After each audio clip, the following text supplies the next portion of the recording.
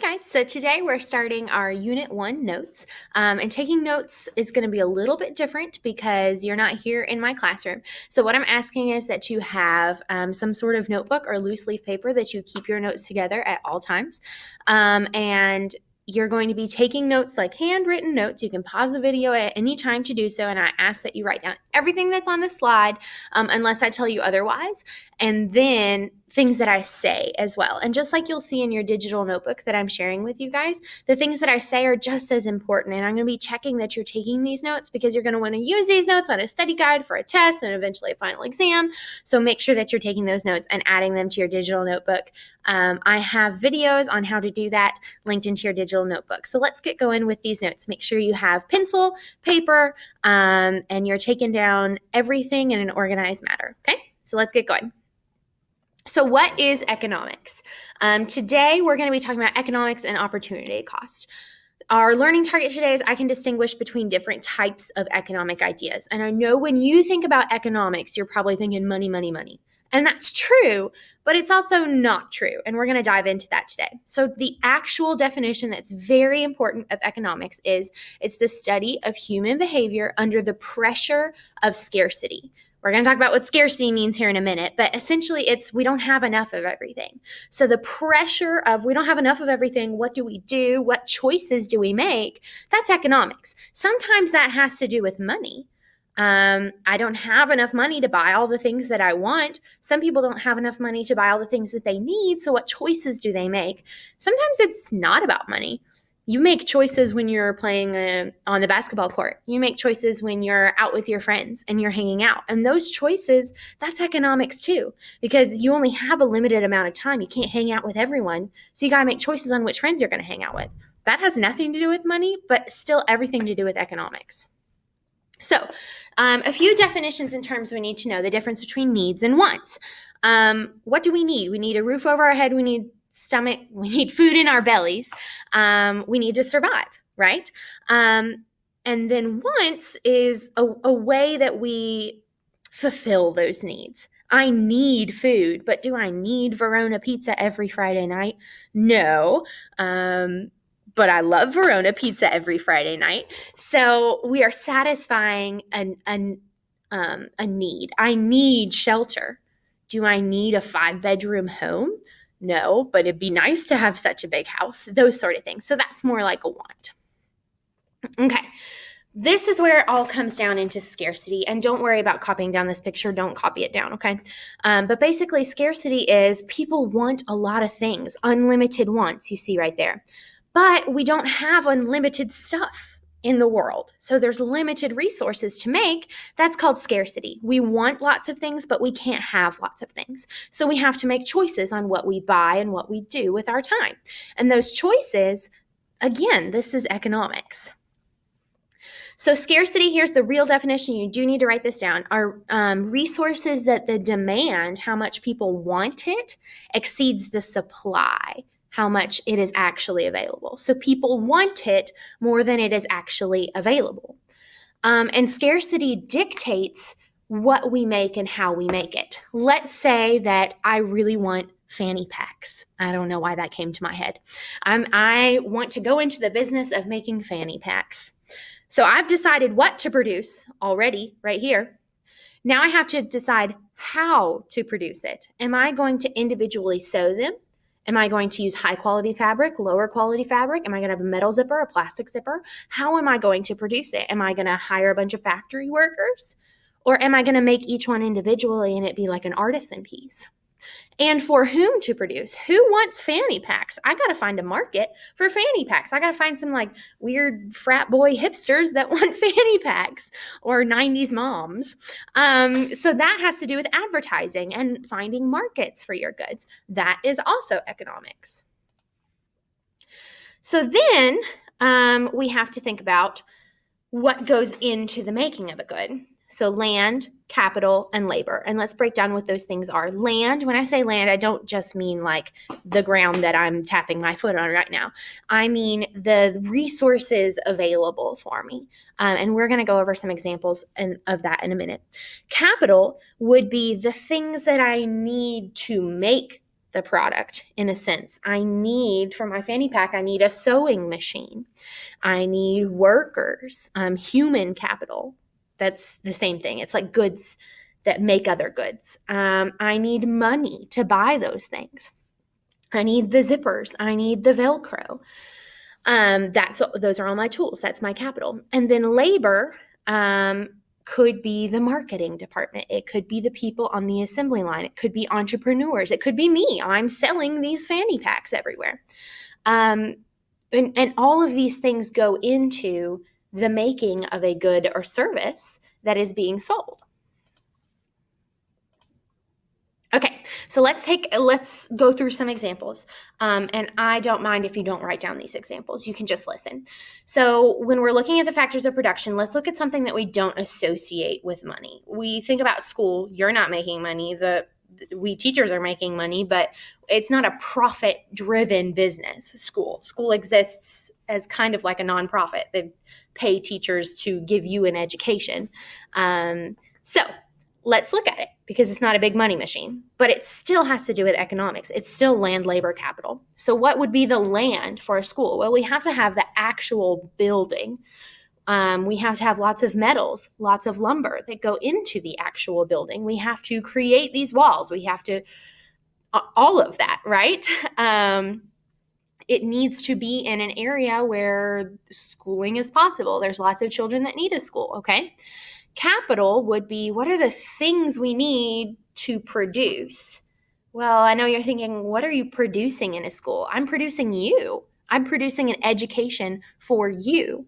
So we need desks, books, we need Chromebooks, we need toilets and water fountains and pencils and paper. We need science labs and clay for ceramics class. That's the capital, the things that are going into the production of your education.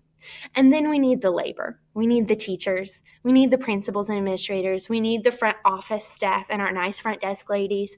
We need janitors and custodians. We need maintenance people. Right now at the high school, I know you're not here, but you remember, we need construction workers at this high school because we're trying to put in a new air conditioning system and redo the floors and the lights. So a lot of production goes into your education, and that's economics, even though it's not about money. All right, let's look about something that is about money and food, because food is my favorite. So let's look at the factors of production for a farm. What is being produced on a farm? Food, right? For the most part, food. So land, pretty simple. We need soil that can grow stuff. We need sunshine, we need water and weather, okay? For capital, we need tractors. We need a combine. We need farm tools. We need probably like some sort of four-wheeler. We need, we need the seeds to be sown into the ground to grow the things like wheat that we eat. And then labor. We need farmers. We need farm hands. We need essentially people that will process that wheat and turn it into grains that will then be made into bread. It's just like this big chain of the farm is producing, but it needs all these things to produce. And this example is about money. The things being produced is food for you to buy, for you to eat, to satisfy your need of hunger. So why study economics? I've kind of proven to you that it's not all about money, but some of it is about money. So why learn about it? It's because it's going to make you a better thinker. Is it going to make you a better spender or saver? Yeah, probably. But it's also going to make you think about other things. When you're watching sports or when you're watching movies, now you're going to be thinking, what went into the production of this? Or what decision, if they made this decision, how would it have changed the outcome of the game or the outcome of the movie? Because economics is all about human behavior and the decisions that we make that change the outcome. It makes us more informed when we watch the news. We can know what terms they're talking about when they're talking about supply and demand. It makes us better decision makers. Yes, even with money. Okay? All right, so now on your notes, I want you to respond to this. And actually, I would really like it if on your notes you draw a box around it just with your pencil or pen or maybe a highlighter if you're fancy, and respond to this. Don't write the question, just write your answer. Scarcity. We know that scarcity means we've got a lot of needs and wants, but not enough resources to fill all those wants. There are scarce resources, scarce stuff, and we want too much. So how does scarcity affect your life? This is the question I want you to answer. I want you to give an example of an item you had to do without because of limited resources. Maybe you didn't have enough of such and such, or you didn't have enough money to buy such and such. And then think, okay, I didn't have enough of this. Were you able to substitute another item for that? So think really deeply about that and write. It doesn't have to be beautiful. It doesn't have to be awesome, beautiful sentences or a paragraph. I just want to know, how does scarcity affect your life? Can you provide an example? And were you able to substitute that good for anything else? Pause this video, answer that question, and then draw a box around it so that I can read it on your digital notes, okay? All right, so we have a few units in this class, and two of the biggest units are microeconomics and macroeconomics. Micro means tiny, macro means big. So let's break down what those mean, and you do need to write all this down. So microeconomics is economics and talking about behavior with individuals and businesses. And in economics, we like to call businesses firms. So if you ever hear me say the word firms, I mean businesses, okay? So what choices are individuals making with their behavior and with their money? What choices are small businesses and maybe even large businesses making with their behavior and their money? That's microeconomics, okay? Macroeconomics is big, looking at the entire economy of the country and the decisions of large units. Well, what is the largest unit and the largest employer in our country? It's the government, okay? So how does laws, regulations, how do they impact the economy? The choices and the money that people spend.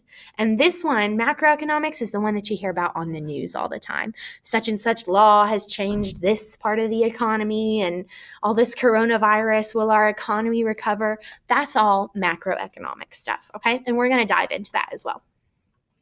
All right, a few more definitions you got to know. Just write down the definitions of goods, consumer goods, capital goods, and services. You do not have to write down the examples if you don't want to. So a good is an item that satisfies a want. I want to look cool, so I buy a new shirt or something like that, okay? It's like tangible. You can touch it. A desk is a good. A mouse is a good. My iPhone is a good. I want to be able to communicate with you guys, so I have my iPhone and I can text, okay? So I've given you some examples there. And America often gets goods from other countries. We outsource lots of factories in China and Taiwan and Malaysia and Mexico that make our tangible items. And a lot of those are consumer goods. So consumer goods are the things that we consume, not actually eat. Well, some of them are things we actually eat, but things that we just kind of want, like a new car or a shirt or a book. They're not really serving a major purpose besides making us happy and filling in some of our needs. Capital goods right here are goods that are used to produce other goods and services. That's your factory stuff. That's your ice cream truck. That's a tractor. That's, if I own a pizza restaurant, that's the pizza oven or the plate that the pizza sits on. That is a capital good because I am using it to make money. So let me give you an example that will kind of bend your mind a little bit. Let's say my mom, she sells clothes on the internet. That's part of her job. Her printer is a consumer good. She went to Walmart and bought it, and she prints pictures of my baby and hangs them up in her house. She prints things off the internet and puts them in the office. She prints letters and mails them. That's a consumer good, right? When she uses that printer to print a shipping label to stick onto a box of clothes and sell it to someone on the internet, that is now a capital good. She has made a consumer good. It's just intended for her use into a capital good. She's producing, she's making money because of that good. Same with my embroidery machine. So I like to embroider. If I use that embroidery machine to make pretty towels with my monogram on it for my house, it's a consumer good. If I suddenly start making towels of other people's monograms and selling them, my embroidery machine is now a capital good. I'm using it to make money. So there's the distinction there, and you're going to have a formative assessment about that soon. And then services is work. You pay someone to do something. It's performed for someone else. Haircuts, home repairs, putting in a privacy fence, a lawyer, a teacher. I provide a service to you and the government pays me for that service. Nail salons, that's a service. Anything that you pay someone to do for you, that's like a service, okay? All right, and that concludes oh, nope, I lied. Here we go. Opportunity cost. So now we're going to talk about the decisions that people make and how that changes, I guess you could say, their future, but those decisions are economic. You are choosing to do something and missing out on something else, and that is called opportunity cost. So here's our second learning target for the day. I can predict how scarcity impacts economic decisions and how consumers and firms, remember firms means businesses, must make choices. All right, you do not have to write this down. I just want you to think about it, okay? So here's a scenario. Your grandma gives you $100 for your birthday. Thanks, Granny. That's fantastic. You got 3 options. Number 1, put it in your wallet and spend it slowly. You buy gas, you buy McDonald's, you go to a movie, you get a new outfit, okay? Option 2, you put that in your savings account. You're a smart person. You are a money saver, not a spender. Option 3, you put it towards something expensive. I want to buy the new AirPods and I have some money saved up, but let me add this to that money. Or I want a new TV and $100 is going to cover like a fourth of that, then I'll put it in my savings account and I'm saving up for that big TV. Okay? Which option would you choose? Personally, I would like to be an option 2 person, but I know I'm an option 1 person. Okay? So put that in your back pocket. What did you decide to do? Let's look at a different scenario. You have an hour before dinner. So this is about time, not money. You get home from school. You have an hour. Option 1, you lay on your bed. You get on TikTok and Instagram. Or you play Xbox. You're doing something with technology, but it definitely ain't homework. Option 2, you do your math homework. Yay, Miss Smith is very happy for you. Option 3, you walk your dog and play with your little brother. I think I'm more of an option 1 person, although I'd like to say I'm an option 2 person. So think about those options. What did you do with your $100 from Granny? And what did you do with the hour before dinner with your time? What you didn't choose, you lost the opportunity of doing. If you chose to lay on your bed and check TikTok and your little brother was playing alone in the room beside you, you lost the opportunity to play with him or to take your dog on a walk. If you put all your money in a savings account in the first scenario and didn't go to McDonald's and didn't buy a new outfit and didn't go see a new movie, you lost the opportunity of doing that in that moment. That is called opportunity cost. And here's the definition at the bottom of your screen.